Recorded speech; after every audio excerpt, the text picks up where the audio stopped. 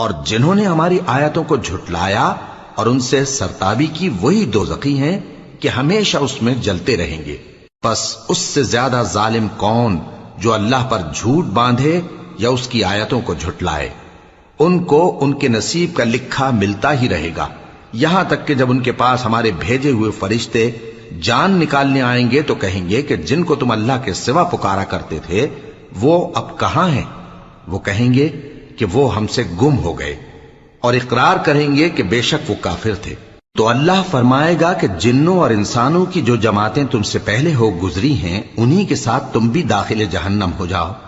جب ایک جماعت وہاں جا داخل ہوگی تو اپنے جیسی دوسری جماعت پر لعنت کرے گی، یہاں تک کہ جب سب اس میں داخل ہو جائیں گے تو پچھلی جماعت پہلی کی نسبت کہے گی کہ اے پروردگار، انہی لوگوں نے ہم کو گمراہ کیا تھا، تو ان کو آتش جہنم کا دگنا عذاب دے۔ اللہ فرمائے گا کہ تم سب کو دگنا عذاب دیا جائے گا مگر تم نہیں جانتے۔ اور پہلی جماعت پچھلی سے کہے گی کہ تم کو ہم پر کچھ بھی فضیلت نہ ہوئی، تو جو عمل تم کیا کرتے تھے اس کے بدلے میں عذاب کے مزے چکھو۔